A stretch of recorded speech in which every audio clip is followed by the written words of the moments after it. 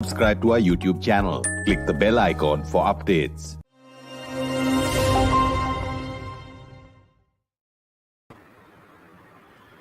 Hello and welcome to Books Corner on Strat News Global. I am Surya Gangadharan. And our guest for this evening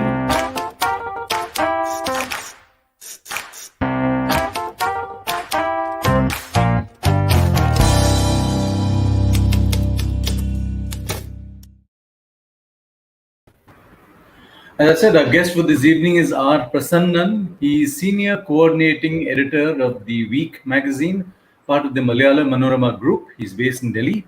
And he's come out with his book, Saving the World from Hitler, India's Battles in World War II. So it's a handy little volume, 119 odd pages. It's a quick read, a fast read. It took me a couple of hours to go through it. And it's written in a simple, easy to read style, something which all journalists value. And it's primarily meant for, but let me leave that question to Prasannan. Prasannan, welcome. Thanks for this opportunity to talk about your book. And first question, whom is this book intended for? Thank you, Surya, for having me in this little chat. It's a pleasure to be with you, with an old friend. Yeah, as to your question, yes, this book is not meant for the expert. This book is meant for the very ordinary reader who is, of course, well versed in English, of course, because it's in English, who can read good English, but also who reads thrillers, who reads books, but has not read the military history of India or the military history of the Second World War. It is for that age group.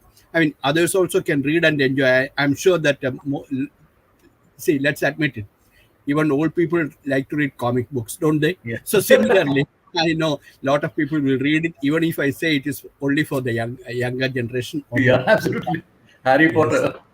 Yes, exactly. Yeah. Okay. So, I was just interested because you do a lot of defense in your professional arena, So I was wondering, was that also a reason for this book of this kind?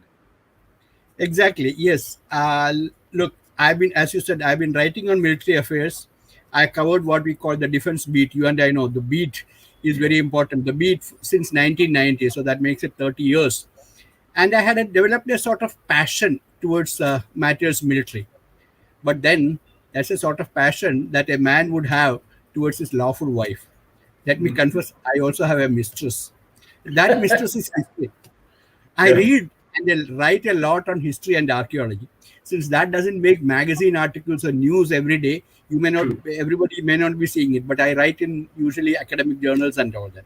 This book is special that way because this is a project in which my mistress and my wife come together in a harmonious relationship. Wow! Congratulations. Thank you.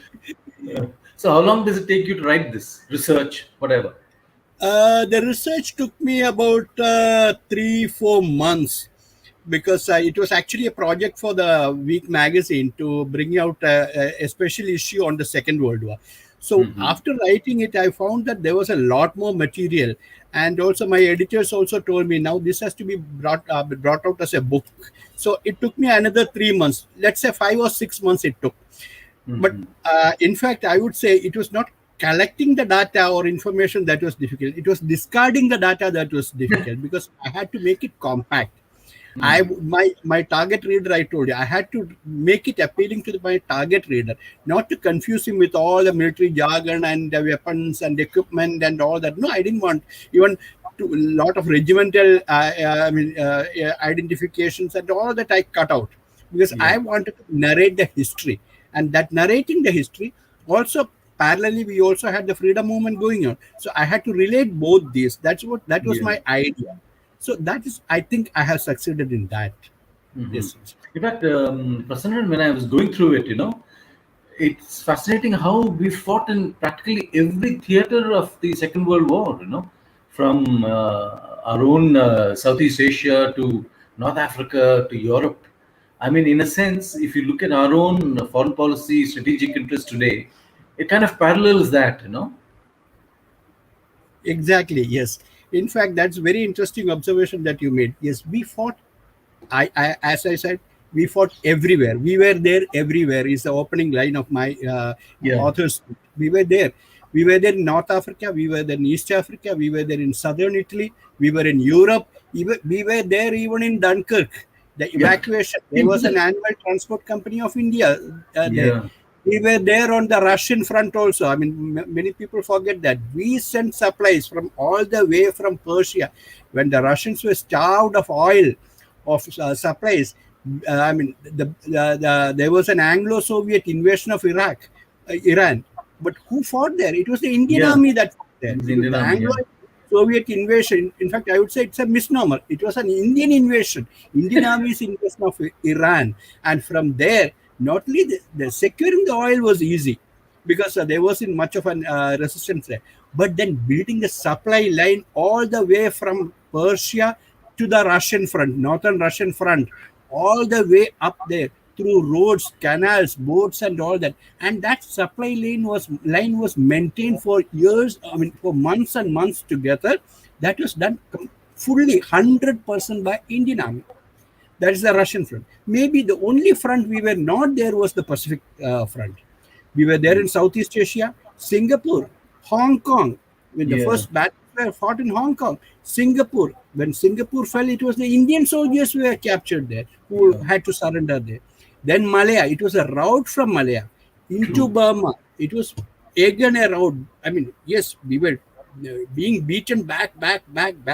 Finally, at the gates of India, as I written in that, we took a last stand.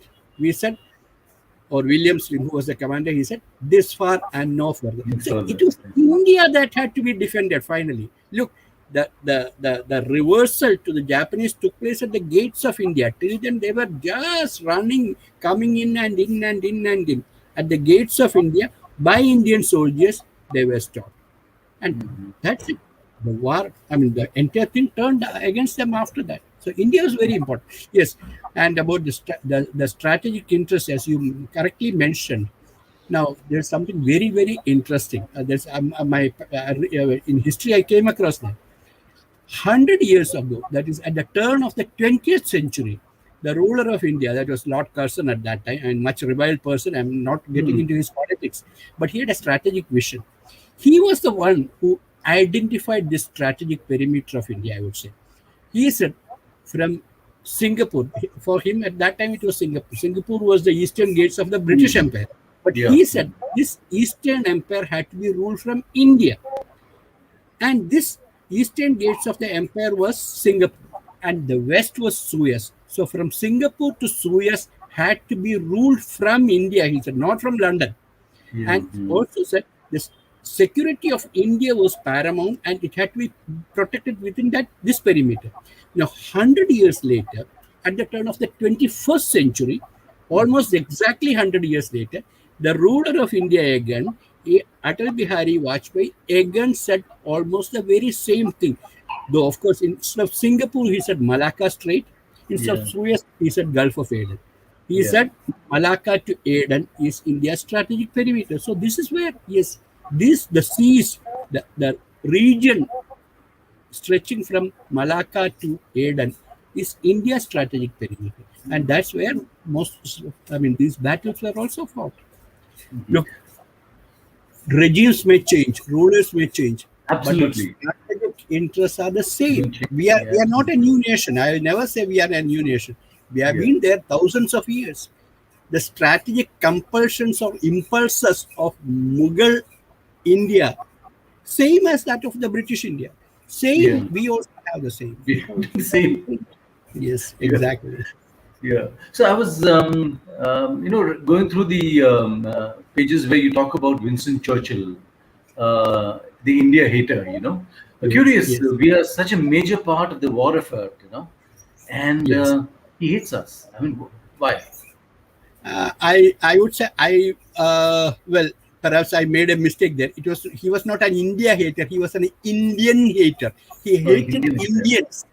He wanted India, but he hated Indians. Minus Indians. Yes. Essentially, colonial racist supremacy, that attitude he had. Now, remember several statements he had made. he was the one who was consistently opposed to giving even dominion status of India. Forget To India, yeah, independence. absolutely. Even dominion status, he was opposed right from the 1930s. In fact, 1935 is the Government of India Act, which is actually, I would say, the founding of our constitutional scheme today. Yeah. Even at that time, he was against that in 1980, the 35 Government of India Act. Then, as the dialogue process started, he was every step he was opposing it, and even during the Gandhi-Irwin Pact. And in fact, the book starts with Irwin, who was one-handed Irwin who had to send the ultimatum to Germany. He was the Viceroy of India before that, Lord Halifax. He was the Viceroy of India. And when that Gandhi-Irwin Pact was signed, when the Viceroy received Gandhi at the steps of the what is today the Rashtrapati Bhavan, he made that statement that Yeah, the Hak Naked Fakir. fuck you. Yeah. And later, during the war, when he was the Prime Minister, when there was a famine in India, there was shortage of wheat and rice in India. There was a proposal. Lord Amery, the Secretary of State for India, he went and made this proposal to Churchill that let's get wheat from Australia. Churchill refused. Churchill said, if India is starving, how come Mahatma Gandhi is alive? So that's the kind of statements he made. So that's yes, he was Indian hater. India he wanted, not Yeah, India. Yeah, exactly. That's it. when you since you cover defense also, the Indian Army officers you meet, are they aware of some of the of this history? Of our role in so many parts of the world. I mean, do they show interest?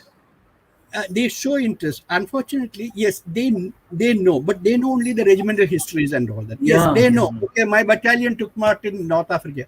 Yes, they also know. They may even know about the battle, but in what context was it fought? Now, Yeah. when you say the Battle of Monte Cassino, what was the importance of that battle to the Allied war effort? That Yeah, context they miss very often. They know the regimental history. I mean, several of them, not everyone, but they know it, and they are proud of it also. But where does that where to put that picture in the larger picture? Where does Yeah. it fit? That is missing. That's what I tried to bring in also here. Yes. Mhm. When Singapore fell, okay, we fought in Singapore. That's it. Yeah. But Yeah, the yeah. fall of Singapore was the death knell of the British Empire. That also that context I wanted to bring in. Yeah, That yeah, is I know. I noticed that. I noticed that. yes. Also, the INA. Um, what is the? How does the British Indian Army see the INA? I mean, I know there was a trial and all that. Ultimately, they were all let off. Yes. But how did they see the INA as traitors? As what? Yeah, the British looked at them as traitors, rebels, or whatever, and all that. But inherently, in the I think they also knew that this was going to happen and all that. And but see, the INA question is very interesting because what the big mistake I would say INA committed was in employing several thousand of these Indian soldiers who had surrendered or who were captured. Now, yes, they were all fighting for the country. I mean, from the British side, they were saying that, okay, your country is being invaded by the tyrants of the East, the Japanese, they would say. Yeah. And the INA was told, look, we are going to free our motherland from the enslavers from the West. Now, fine, both sides were patriotic. But where the mistake was committed was the soldier is not only just patriotic and nationalistic, he also has certain other bondings. He Yeah, has a yeah. regimental bonding. He has a bonding to his Spartan. He has a bonding to his buddy. Now, suddenly to tell a captured soldier, you turn around and fight your buddy, your regiment, and all that, even if it's for the country, it's very difficult for him. So Yeah, that yeah. was the mistake in INA. That military ethos they missed. And that's where the British succeeded also. They could defeat it. And so INA was, but INA's role was more political. After the war, that sympathy towards the INA or that support towards the INA, that sentiment was there in the people. So that kindled or it inflamed the national passion when they were being tried. So that's it. But so the British also understood that then. They realized now this game is over. Yeah, When the yeah. Time to leave. started voting, yes. Finally, so they had to give them pardon. They were pardoned and let off. But remember, they were not taken back into the army. Yeah, yeah, because yeah, that goes against the military discipline and ethos and all, which yeah, I think was the right decision also. yeah, Because yeah, see, in military they have everything black and white, but in history things are yeah, gray also. Yes, yeah. exactly. So, Prasannan, last question. What comes after this? You can't just end with one book. There must be something else. Yes, but should I? I'm also not sure of that. In fact, sometimes I think I should write a book on the First World War, and sometimes I think I should write on the post-independence wars, because Hmm. 71 war has been recorded, but Yeah, a yeah. lot has been written. But the war of 45, 47, 48 and 65 war. These were 65, yeah. so I mean generals and those who took part in the battles have written, but nobody has written anything for the average reader. So I think I Yeah, should yeah. take up one of these. So that's it. Mhm. I hope to take up as soon as possible. But then, as always say that we journalists always get back sucked into the today's news. So there is very little time to go back. That's the Yeah. problem. Well, good luck with your next book, Prasannan, and looking forward to reading it. Perhaps we'll Thank do you. another books corner with it. Thank you, And Surya. I look forward. great talking to you, Prasannan, and Okay. I hope it sells well. It deserves to, frankly. And if you ask me, it should be on every school, in every school bookshelf. If you Oh, ask. thank you so much. Thank you so Thanks much. very much, It's a pleasure, Prasannan.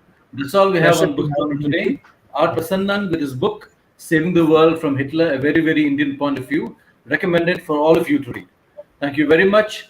Keep tracking us on Books Corner with more editions as we bring in more editions of this of newly published books. And keep tracking us on social media. Follow us on our website. Thanks very much, and thanks for watching.